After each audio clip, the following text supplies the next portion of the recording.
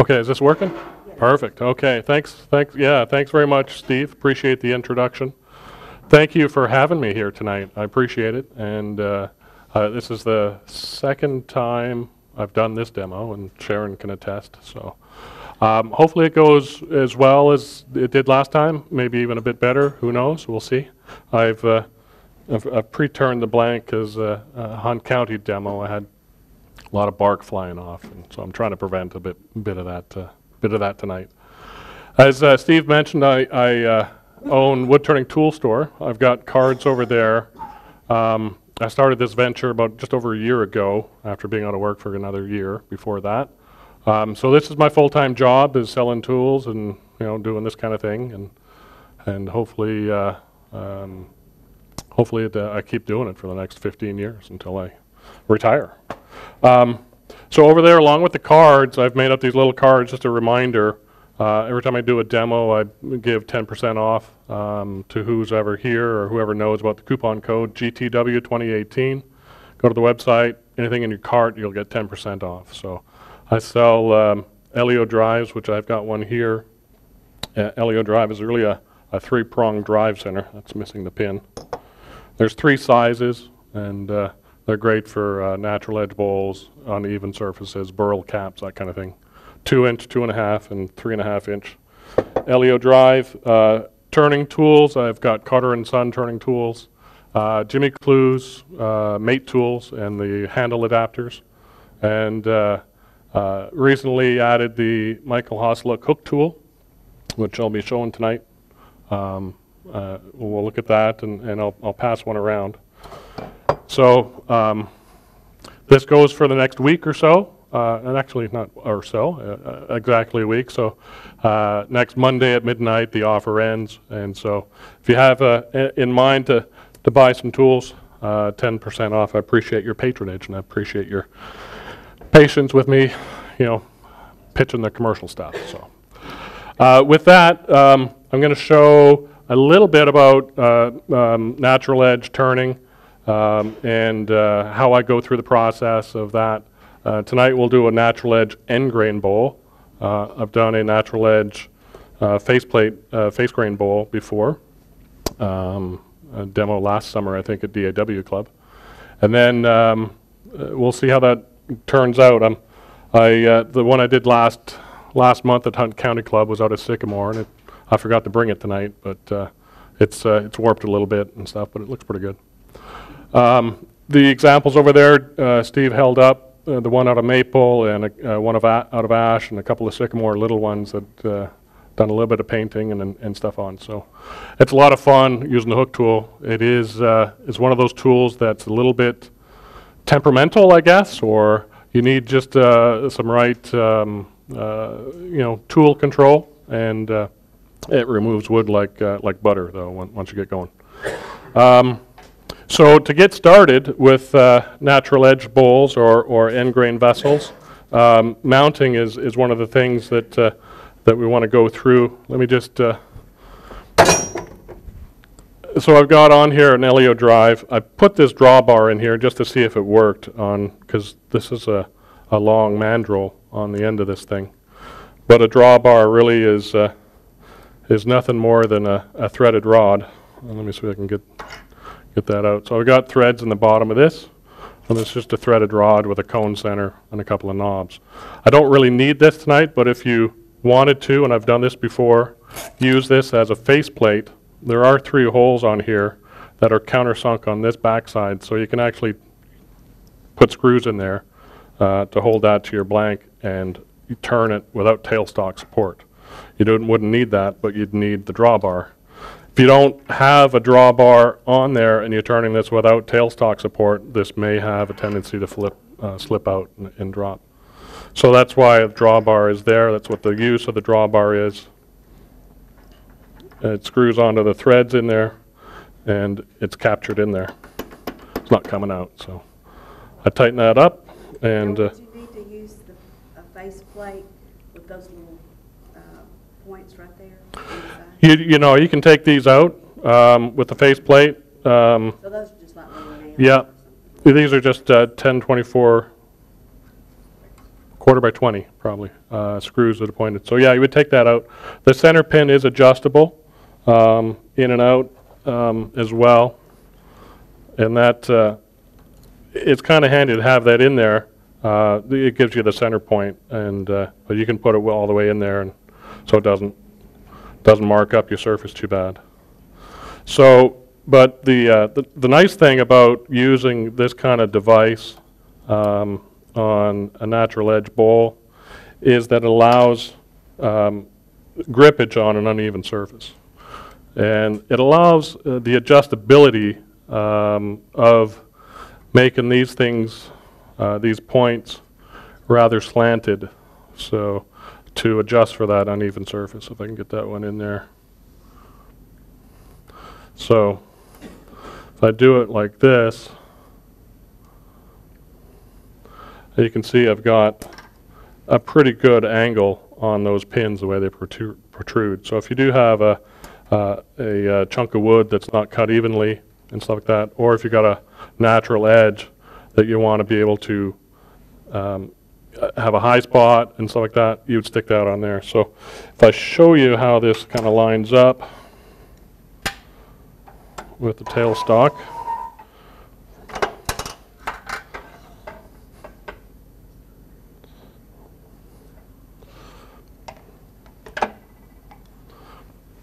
So one of the things that with doing a natural edge bowl of any kind is you want to have the wings of the bowl kind of on the same plane horizontally. When you set the bowl down, you want to be able to have those points kind of on the same plane. To be able to do that, you'd kind of measure whereabouts, and I don't know if you're getting this on camera. Can you see my finger? I'll move this up a little bit and just kind of. So right, my fingertip is right at the top of this wing. If I rotate this around to this wing, it's right at the top of this wing, but it's not at this wing. So how do we adjust to get this, all three of these points in the same plane? Well, one of the ways to do it is with these screws. So if I take this away, is that all the way out? Yeah, it is. Oops. I'll pull this back a little bit. And we move it to a different center point. Then we can start to measure whether or not we're getting in line. So this is off, that one's off, that one's way off. So I went the wrong way. So if you move it over there, now I've got to readjust these screws to account for that different slope in the face of the bowl. So this is where this really comes in handy, to be able to make those shifts one way or the other. The screws don't move while you're turning?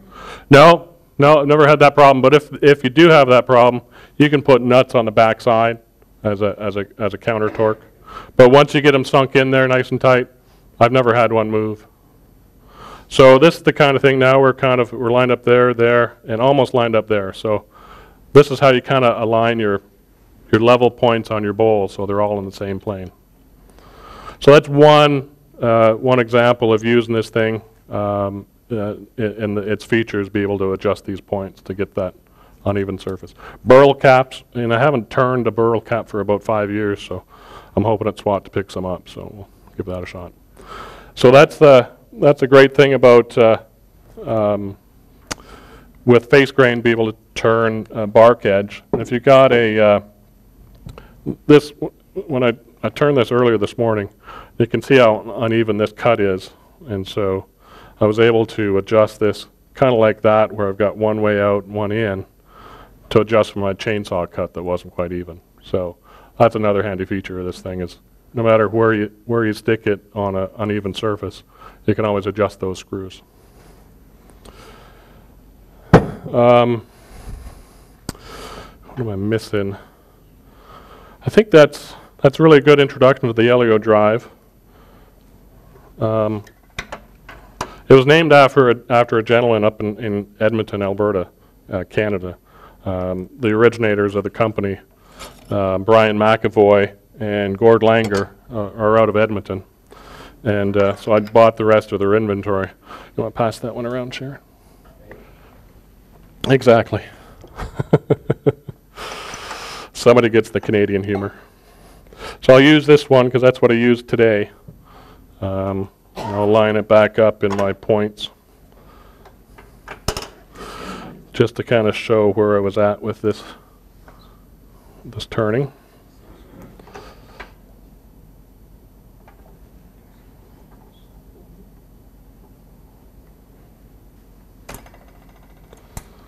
That's going to be a bother there.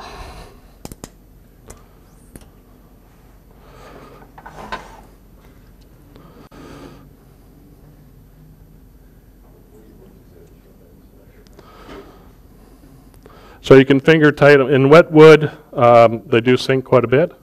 So they are going in almost all the way up to the point. This is elm I picked up last weekend downtown Dallas. So it was right near my daughter's place, so she went and grabbed a few logs for me. It was really, really nice of her. But there were some huge pieces. This was 80-year-old elm tree, and there must have been about 2 feet across at the base. There was chunks like that, maybe 2.5 feet. I just got the small limbs, as you can see.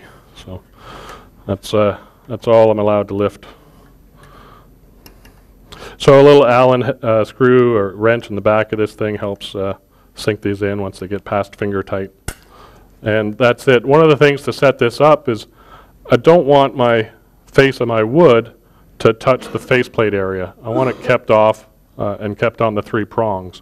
And the reason for that is kind of like a stool, a 3-legged stool that's pretty stable on the floor. And if you put a 4th leg down, then you got a wobble. So the faceplate would act like a 4th leg, and you'd start to get some wobble.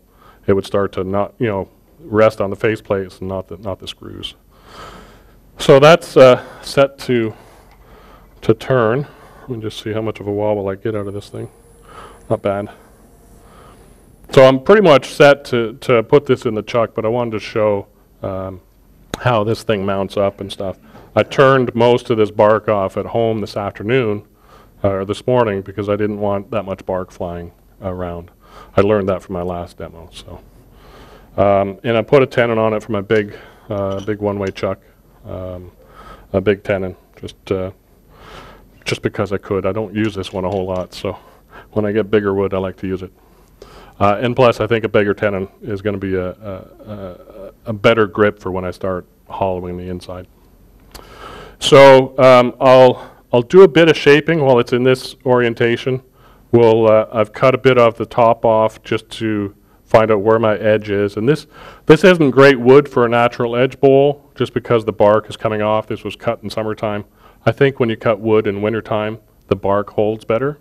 And then some woods are prone to bark flying off more than others.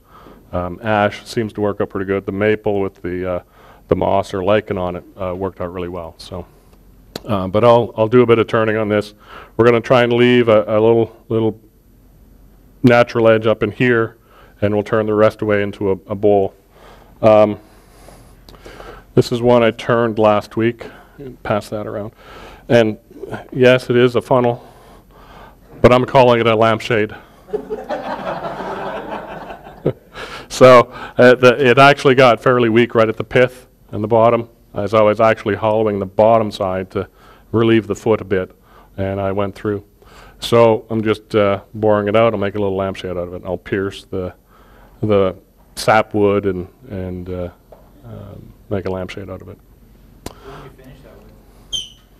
I've been finishing a lot of my stuff with just wax based mixture of wax and what's that stuff called? Paraffin. Paraffin? No, it's the canned stuff that Hampshire Sheen. Oh, Hampshire Sheen. Yeah, Hampshire Sheen. I got a bottle or a jar of it last SWAT, and so I've been using that. It's good. Sometimes I spray with a polyacrylic. I do like the polyacrylic. It doesn't smell my garage up as much as the Def lacquer. Although my wife likes the smell of the Def lacquer, so she goes out there every once in a while. But this stuff, she said, smells like a wet horse barn when you turn it. So I'm sorry for the smell. Yeah, so we'll get started turning. I'm also I've got rigged up here with, and Karen knows, or Sharon knows about this as well, neck-mounted camera. So I'm part of the business. I'm selling tools because I'm also, supporting that with a YouTube channel, and so we'll see how this one turns out. The last one I did at Hunt County didn't turn out all that great, but it's hard to control the angle of the camera when you're turning. So we'll see if I can get better at that. Bear with me for a quick second. This looks a little awkward, but we'll get it going here. I made this little camera mount about a month and I guess last summer or last fall, and it works really well. It's just a coat hanger and a camera mount and stuff. So where's that other cord? Well, just shove it down in there. So the white cord is battery backup in case I run out of power, and then we got microphone, and then we'll just move this up a little bit, and we got this wide angle lens on it to hopefully get a bit more of the action in the camera shot. But it is kind of neat to see this angle, this point of view, when you look at it when it's after recording's done. So we'll get it going here, and okay, we're recording. So, and wide angle lens on the camera. So we'll start shaping this with a little bit of a bowl gouge. I did most of the rough shaping with a big bowl gouge, and but we'll use a 1/2 inch sorbet gouge. Yeah, I know I sell Carter and Son tools, but I sell them and I try not to use them, otherwise I can't sell them. So I do have quite a selection to choose from, but They need to send you samples. yeah, I do need to get samples. Oh, okay, that went around. Let me, well, we'll pass that around when we get there, so.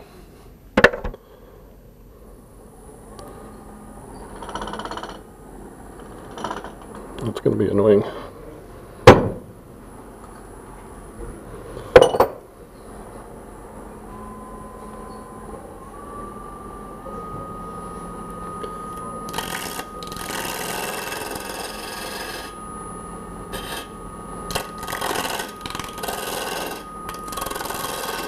So I'm just trying to make a smooth transition from bark to sapwood.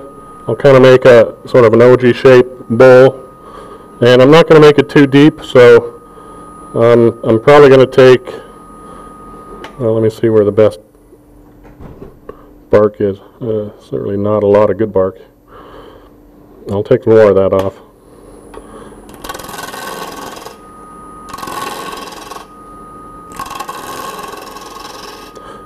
So when turning bark, you kind of start off in space.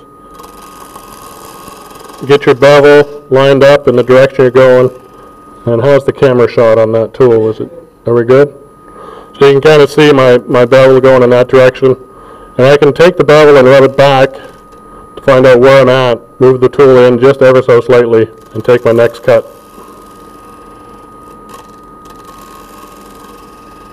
So with end grain, I'm cutting downhill or with supported fibers.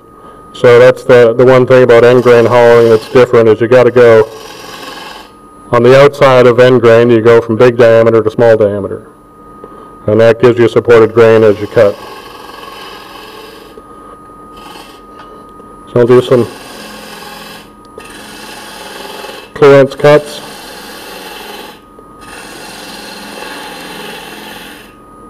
And then come back and take some of that away.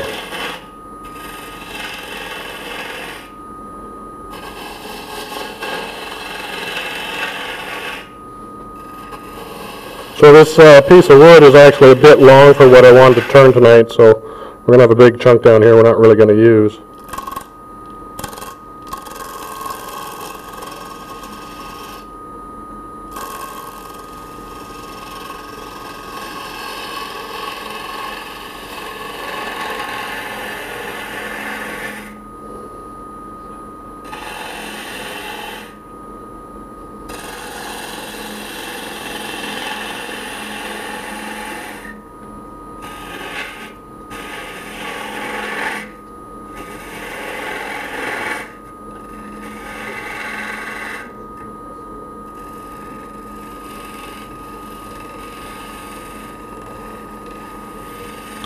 So I'm feeling the transition from sapwood to heartwood is it's kind of bumpy, so.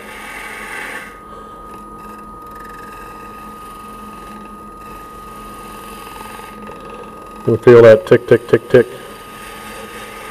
That's a different density of wood, just kind of bouncing your tool around a little bit as you get in this area. So we'll kind of go for a little sexy curve. Let's see. And that's going to be about the depth of our bowl. In about here, I may trim this down a little bit when we get to the front side. Oh, thank you, sir. This area of wood right in here, the cambium layer, I think it's what it's called, between the bark and the sapwood, is pretty distinct in some woods. In the sycamore I turned last month, there was hardly any. There's not much underneath sycamore bark. But under the ash bark and under the maple bark, you see that sort of mid-tone dark layer. Sometimes that's hard to get a good clean cut on. And so if I turn this and I wasn't getting a good clean cut, maybe the wood is a bit drier than it is now. You can soak that in a little CA glue, and that helps you get a nice clean cut from the bowl gouge, because it's hard to sand this, power sand this area with the bark being in the way and not in the way. So using the CA glue, I found it helped me a lot with the maple bowl and the ash bowl, just to get a nice clean cut off the bark coming this way. Otherwise, sanding up here is difficult when you power sand. You can't really do it. So that helps with getting a good clean cut on that area. And then you can power sand the rest of this down here when it dries out. This one here, I did some sanding on it on the lathe, but I'll have to do more now that it's dried and warped a bit. I'll have to sand by hand. So, let's see. So one of the other things we could do at this point is some scraping. Although this being wet wood, it really kind of doesn't make sense right now. I could turn this rough and let it dry and then return it. So I'd leave the walls as thick as that maple or the ash one over there, a half-inch thick or so, or thereabouts. Let it dry in the shop for a while and then bring it back and return it and stuff. If we were doing that, then at the second turning, I would take and shear scrape this, because there'd be a lot of raised grain and stuff. With this wet wood, it really doesn't make sense to shear scrape right now, or do any further cuts other than getting as smooth a cut as you can. And it's a little fuzzy. If you use sandpaper on this, you're going to load your sandpaper up. It's going to get wet and soggy. But so a good clean, good sharp tool, nice clean cuts is probably the best thing you can do on wet turning like this. You're going to finish in one session. So I think I'm just going to turn this around now, and we'll start the inside. I'm trying to keep my eye on the time here. So. Any questions? How many people have done some end grain hollowing? How many have not, I guess I should ask. Okay, so end grain hollowing, it's a lot different than doing bowls, because you've actually got to cut from the inside out. So with a bowl, you cut on the inside of the bowl, you cut from the large diameter down to the middle of the bowl. In end grain hollowing, you kind of want to do the opposite, because then you've got supported fibers as you're coming up the inside. So you start in the center and work your way out. See people doing boxes, and they'll use the little spindle gouge and hollow out a box that way, and we'll see a bit of that. I actually, there was a SWAT video I took out of the DAW library last month. It was from 2006. Oh, I didn't show this thing. This is my bowl that I didn't really like. So I cut it in half and just put some magnets on it. It sits on my bandsaw and holds my remote for my air cleaner. But yeah, if you don't like a bowl, just do something with it. So that's what I do with mine. If I don't like them, I try and make something out of them. And knockout bar. There it is. Yep. Thank you.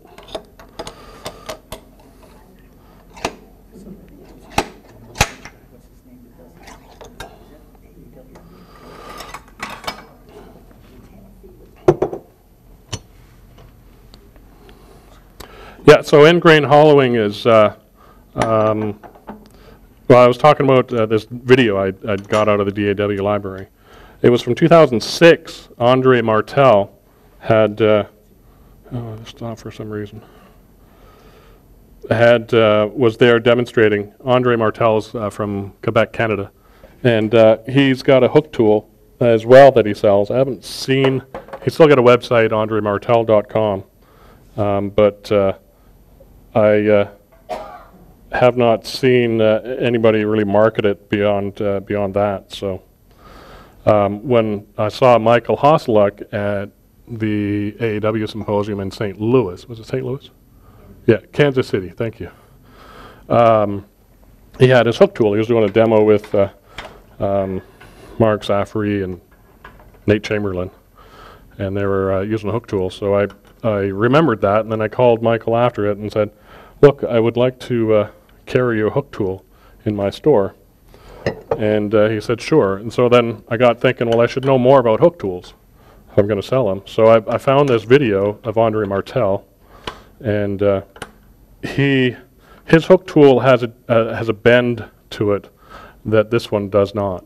And apparently that's what he had patented on his hook tool. He called it the elbow.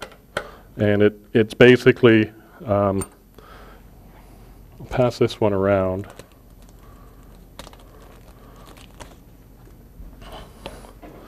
Let me just show it for a second on the camera.